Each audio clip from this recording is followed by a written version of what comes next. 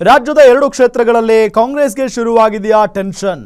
2 ಕ್ಷೇತ್ರಗಳಲ್ಲಿ ಕಾಂಗ್ರೆಸ್ಗೆ ಕಾಡ್ತಿದೆಯಾ ಆ ಒಂದು ಭಯ? ಸರ್ಕಾರಕ್ಕೆ ಪಾಠ ಕಲಿಸುತ್ತಾ ಆ ಸಮುದಾಯ? ಸಿಎಂ ಡಿಸಿಎಂಗೆ ಆ ನಾಯಕರು ಹೇಳಿದ್ದೇನು? ಗ್ಯಾರಂಟಿ ನ್ಯೂಸ್ನಲ್ಲಿ ಬೈ ಎಲೆಕ್ಷನ್ ಎಕ್ಸ್ಕ್ಲೂಸಿವ್.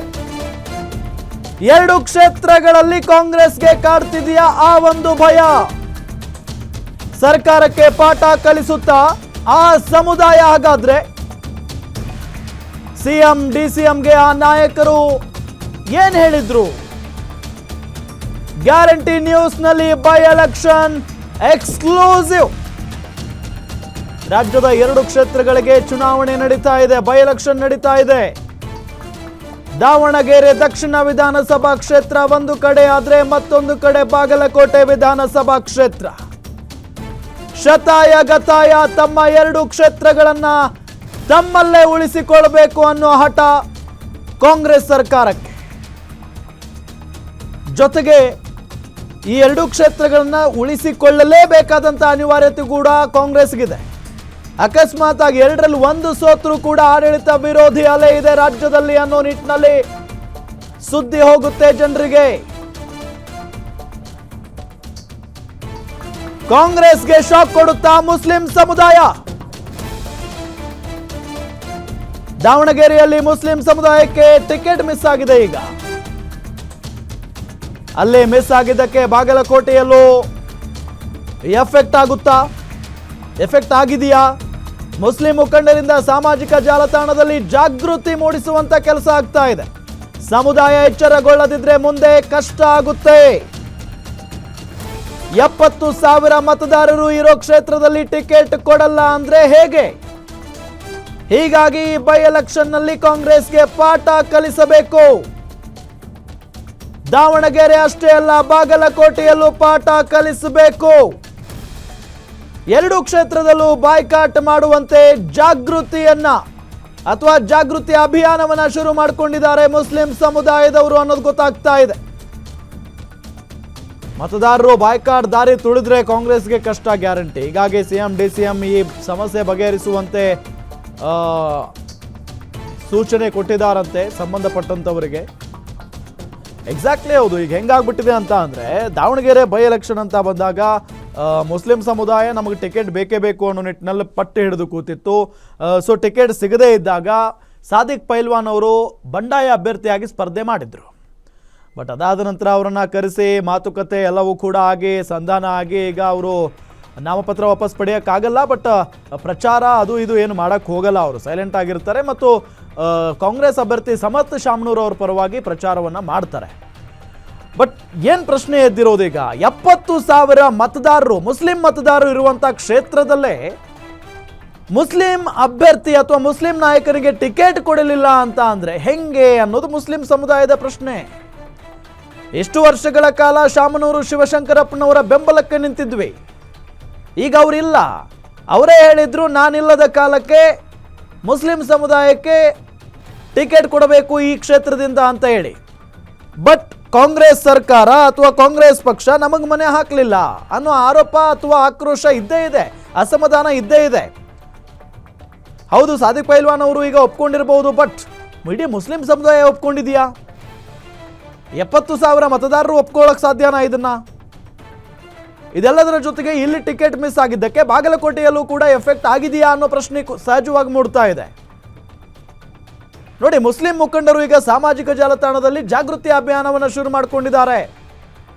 ಸಮುದಾಯ ಎಚ್ಚರಗೊಳ್ಳದಿದ್ರೆ ಮುಂದೆ ಬಹಳ ಕಷ್ಟ ಆಗೋಗ್ಬಿಡುತ್ತೆ ನಮಗೆ. 70,000 ಮತದಾರರು ಇರೋ ಕ್ಷೇತ್ರದಲ್ಲಿ ಟಿಕೆಟ್ ಕೊಡಲ್ಲ ಅಂದ್ರೆ ಹೆಂಗೆ? ಹೀಗಾಗಿ ಬೈ ಎಲೆಕ್ಷನ್ ನಲ್ಲಿ ಕಾಂಗ್ರೆಸ್ಗೆ ಪಾಠ ಕಲಿಸಬೇಕು. ದಾವಣಗೆರೆ ಅಷ್ಟೇ ಅಲ್ಲ, ಬಾಗಲಕೋಟೆಯಲ್ಲೂ ಪಾಠ ಕಲಿಸಬೇಕು.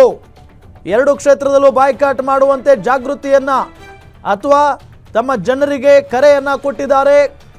ಸೋಷಿಯಲ್ ಮೀಡಿಯಾ ಮುಖೇನ ಮುಸ್ಲಿಂ ಸಮುದಾಯದ ಕೆಲವೊಂದಿಷ್ಟು ಜನ ಚುನಾವಣೆ ಬಾಯ್ಕಾಟ್ ಮಾಡಿ ಕಾಂಗ್ರೆಸ್ ಸೋಲಿಸುವುದು ಈ ಜಾಗೃತಿ ಅಭಿಯಾನದ ಪ್ರಮುಖ ಅಸ್ತ್ರ, ಉದ್ದೇಶ. ಬಿಜೆಪಿಗೆ ನಾವು ಮತ ಹಾಕಲ್ಲ ಅನ್ನೋದನ್ನ ತೋರಿಸೋದು. ಅಂದ್ರೆ ಹೆಂಗಾಗ್ಬಿಟ್ಟಿದೆ ಅಂತ ಅಂದ್ರೆ, ಮುಸ್ಲಿಮರಿಗೆ ಒಂದೇ ಪಕ್ಷ ಇರೋದು, ಅದು ಕಾಂಗ್ರೆಸ್ ಅನ್ನೋ ತರ. ಇನ್ನು ಬಿಜೆಪಿಗೆ ಅವ್ರು ಮತ ಹಾಕಲ್ಲ.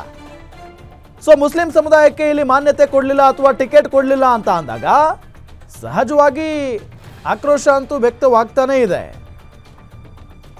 2028ರ ವಿಧಾನಸಭಾ ಚುನಾವಣೆಯಲ್ಲಿ ಮುಸ್ಲಿಂ ಲೀಡ್ ಇರೋ ಕಡೆ ಹೆಚ್ಚುವರಿ ಟಿಕೆಟ್ ಬೇಡಿಕೆ ಇಡೋದಕ್ಕೆ ಇದೇ ರಹದಾರಿ ಅಂತ ಹೇಳಿ ಮುಖಂಡರು ಹೇಳ್ತಾ ಇದ್ದಾರೆ. ನಾವೀಗ ಸೈಲೆಂಟ್ ಆಗಿಬಿಟ್ರೆ, ನಾವೀಗ ಕಾಂಗ್ರೆಸ್ ಓಟ್ ಹಾಕ್ಬಿಟ್ರೆ ನಮ್ಮನ್ನು ಹೀಗೆ ನಡೆಸ್ಕೊಂಡು ಹೋಗ್ತಾರೆ, ಮುಂದಿನ ದಿನಗಳಲ್ಲಿ ನಮಗೆ ಮಾನ್ಯತೆ ಸಿಗೋದಿಲ್ಲ. 2028ರಲ್ಲಿ ನಮಗೆ ಅನುಕೂಲ ಆಗಬೇಕು ಅಂದರೆ ಇದು ಅನಿವಾರ್ಯ ಅಂತ ಮುಸ್ಲಿಂ ಮುಖಂಡರು ಹೇಳ್ತಾ ಇದ್ದಾರೆ.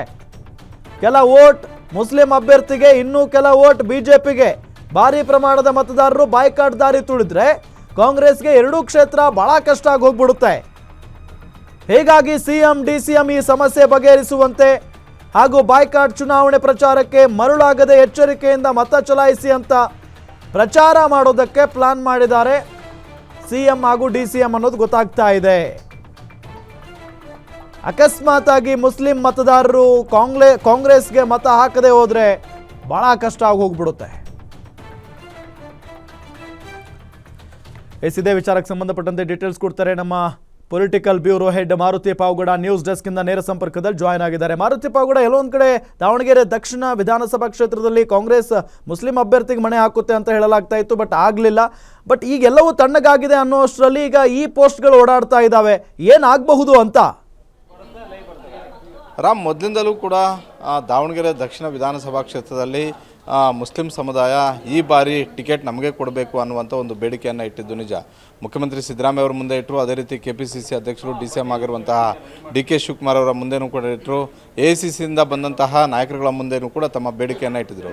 ಅದರಲ್ಲೂ ಜಮೀರ್ ಅಹ್ಮದ್ ಖಾನ್, ರಿಜ್ವಾನ್ ಅರ್ಷದ್, ತನ್ವೀರ್ ಸೇಠ್ ಸೇರಿದಂತೆ, ಜಬ್ಬಾರ್ ಸೇರಿದಂತೆ ಹಲವು ಮುಸ್ಲಿಂ ಶಾಸಕರು ಹಾಗೂ ಪರಿಷತ್ ಸದಸ್ಯರು ಕೂಡ ಈ ಬಾರಿ ಶಾಮನೂರು ಶಿವಶಂಕರಪ್ಪ ಅವರು ಇರೋವರೆಗೂ ಅವರನ್ನು ಬೆಂಬಲಿಸ್ತಾ ಬಂದಿದ್ದೀವಿ. ಅವರು ಇದ್ದಾಗಲೇ ಹೇಳಿದರು ಈ ಬಾರಿ ಮುಂದಿನ ಚುನಾವಣೆಯಲ್ಲಿ ಮುಸ್ಲಿಂ ಸಮುದಾಯಕ್ಕೆ ಟಿಕೆಟ್ ಕೊಡ್ತೀವಿ ಅಂತ. ಆ ಬೇಡಿಕೆಯನ್ನು ಈಡೇರಿಸಬೇಕು ಅಂತ ಹೇಳಿದ್ದು ನಿಜ. ಆದರೆ KPCCಗೆ ಸಿಕ್ಕಂತಹ ರಿಪೋರ್ಟ್ ಪ್ರಕಾರ ಶಾಮನೂರು ಶಿವಶಂಕರಪ್ಪ ಅವರ ಕುಟುಂಬಕ್ಕೆ ಟಿಕೆಟ್ ಕೊಟ್ಟಿದ್ದಾದರೆ ಅಲ್ಲಿ ಸುಲಭ ಗೆಲುವು ಆಗಬಹುದು ಅನ್ನುವಂಥದ್ದು. ಜೊತೆಗೆ ಸಮುದಾಯವು ಕೂಡ ಅವರನ್ನು ಬೆಂಬಲಿಸಿದರೆ ಮಾತ್ರ ಗೆಲುವು ಸಾಧ್ಯ ಆಗುತ್ತೆ ಅನ್ನುವಂಥ ಒಂದು ರಿಪೋರ್ಟ್ ಸಿಕ್ಕಿತ್ತು. ಅಳೆದು ತೂಗಿ ಕೊನೆಗೆ ಮುಸ್ಲಿಂ ಸಮುದಾಯದ ಮುಖಂಡರುಗಳನ್ನು ಮನವೊಲಿಸಿ ಫೈಲ್ವಾನ್ ಅವರನ್ನು ಕಣದಲ್ಲಿ ನಿವೃತ್ತಿ ಹೊಂದುವಂತೆ ಹೇಳಿ ಎಲ್ಲವೂ ಕೂಡ ಸರಿಹೋಯ್ತು ಅಂದ್ಕೊಳ್ಳೋ ಅಷ್ಟೊತ್ತಿಗೆ ಮತ್ತೆ ಜಮೀರ್ ಅಹ್ಮದ್ ಖಾನ್ ಮತ್ತು ಮಲ್ಕಾರ್ನ ಶಾಮನೂರ್ ಅವರ ನಡುವೆ ಒಂದಷ್ಟು ಮಾತುಕತೆಗಳು ಆಗ್ತಾ ಇರುವಂಥದ್ದು. ಪ್ರತಿದಿನವೂ ಕೂಡ ಏಟು ಎದುರೇಟು ಅನ್ನುವಂಥ ಒಂದು ರೀತಿಯಲ್ಲಿ ಸ್ವಪಕ್ಷ ಸಚಿವರುಗಳೇ ಕಿತ್ತಾಡ್ತಾ ಇದ್ದಾರೆ. ಮತ್ತೊಂದು ಕಡೆ ಸಮುದಾಯದ ಮುಖಂಡರುಗಳಿಂದ ಆಗ್ತಾ ಇರುವಂತಹ ಸೋಷಿಯಲ್ ಮೀಡಿಯಾದಲ್ಲಿ ಚರ್ಚೆ ಆಗ್ತಿರೋದು ಏನಂತ ಹೇಳಿದ್ರೆ, ಈ ಬಾರಿನೂ ಕೂಡ ಒಂದು ವೇಳೆ ಶಾಮನೂರು ಕುಟುಂಬ ಗೆದ್ದಿದ್ದೆ ಆದರೆ ಇನ್ನು 30-40 ವರ್ಷ ನಮಗೆ ಈ ಕ್ಷೇತ್ರ ಸಿಗೋದಿಲ್ಲ. ಹೀಗಾಗಿ ಒಂದು ಮುಂದಿನ ದಿನಗಳಲ್ಲಿ ಸಮುದಾಯವನ್ನು ಹೆಚ್ಚು ಟಿಕೆಟ್ ಕೊಡೋದಕ್ಕೆ ಪರಿಗಣಿಸಬೇಕು ಅನ್ನೋದಾದರೆ ಈ ಬಾರಿ ನಡೀತಾ ಇರುವಂತಹ ಬೈ ಎಲೆಕ್ಷನಲ್ಲಿ ಕೇವಲ ದಾವಣಗೆರೆ ದಕ್ಷಿಣ ಅಷ್ಟೇ ಅಲ್ಲ, ಬಾಗಲಕೋಟೆಯಲ್ಲೂ ಕೂಡ ನಾವು ಕಾಂಗ್ರೆಸ್ಗೆ ಎಚ್ಚರಿಕೆ ಸಂದೇಶವನ್ನು ರವಾನೆ ಮಾಡಬೇಕು. ಸಿದ್ದರಾಮಯ್ಯ ಮತ್ತು DK ಶಿವಕುಮಾರ್ ಅವ್ರಿಗೆ ಅಷ್ಟೇ ಅಲ್ಲ, ಈ ಸಂದೇಶ ಕಾಂಗ್ರೆಸ್ ಹೈಕಮಾಂಡ್ ಮಟ್ಟದವರೆಗೂ ಕೂಡ ಹೋಗಬೇಕು. ಆಗ ಅದಾದರೆ ಮಾತ್ರ 2028ರ ವಿಧಾನಸಭಾ ಚುನಾವಣೆಯಲ್ಲಿ ಪಕ್ಷಕ್ಕೆ ನಾವು ಕೂಡ ಬೇಡಿಕೆ ಇಡ್ಬೋದು. ನಮ್ಮ ಬೇಡಿಕೆಯನ್ನು ಆಗ ಸಕಾರಾತ್ಮಕವಾಗಿ ತೆಗೆದುಕೊಳ್ತಾರೆ ಅನ್ನುವಂಥ ಒಂದು ಚರ್ಚೆಗಳು ಸೋಷಿಯಲ್ ಮೀಡಿಯಾದಲ್ಲಿ ಆಗ್ತಾ ಇರುವಂಥದ್ದು. ಹೀಗಾಗಿ ಕಾಂಗ್ರೆಸ್ ಅಭ್ಯರ್ಥಿಗಳು ಈಗ ಸದ್ಯದ ಮಟ್ಟಿಗೆ ರೇಸಲ್ಲಿ ಮುಂದೆ ಇದ್ದರೂ ಕೂಡ ಅವ್ರಿಗೆ ಕಾಡ್ತಿರುವಂಥ ಒಂದು ಆತಂಕ ಏನಂತ ಹೇಳಿದ್ರೆ, ದಾವಣಗೆರೆ ದಕ್ಷಿಣ ಹಾಗೂ ಬಾಗಲಕೋಟೆ ಎರಡೂ ಕಡೆಯೂ ಕೂಡ ಈ ಬಾಯ್ಕಟ್ ಮತದಾನ ಅನ್ನುವಂಥದ್ದು ಮುಸ್ಲಿಂ ಸಮುದಾಯ ಹೆಚ್ಚು ದಾರಿಯನ್ನು ತುಳಿದಿದೆ. ಆದರೆ ಕಾಂಗ್ರೆಸ್ಗೆ ಒಂದಷ್ಟು ಸಂಕಷ್ಟ ಎದುರಾಗ್ಬೋದು ಅನ್ನುವಂಥ ಒಂದು ಆತಂಕ ಸಿದ್ದರಾಮಯ್ಯ ಮತ್ತು DK ಶಿವಕುಮಾರ್ ಅವ್ರಿಗಿದೆ. ಹೀಗಾಗಿ ಅಲ್ಲಿನ ಸ್ಥಳೀಯ ನಾಯಕರುಗಳು ನೀವು ಪ್ರಚಾರದ ಸಂದರ್ಭದಲ್ಲೂ ಕೂಡ ಸಮುದಾಯವನ್ನು ಮನವೊಲಿಸುವಂತಹ ಹಾಗೂ ಈ ಬಾಯ್ಕಟ್ ಪಾಲಿಟಿಕ್ಸ್ಗೆ ಯಾರು ಕೂಡ ಮಣೆ ಹಾಕಬೇಡಿ ಅನ್ನುವಂಥ ಒಂದು ಸಂದೇಶವನ್ನು ರವಾನೆ ಮಾಡಿ ಅನ್ನುವಂಥ ಒಂದು ಮನವಿಯನ್ನು ಮಾಡಿಕೊಂಡಿದ್ದಾರೆ ಅನ್ನುವಂಥ ಒಂದು ಮಾಹಿತಿ ಸಿಕ್ಕಿರುವಂಥದ್ದು. ರಾಮ್, ಥ್ಯಾಂಕ್ ಯು ಮಾರುತಿ ಪಾವಗಡ ತಮ್ಮೆಲ್ಲ ಮಾಹಿತಿಗಾಗಿ.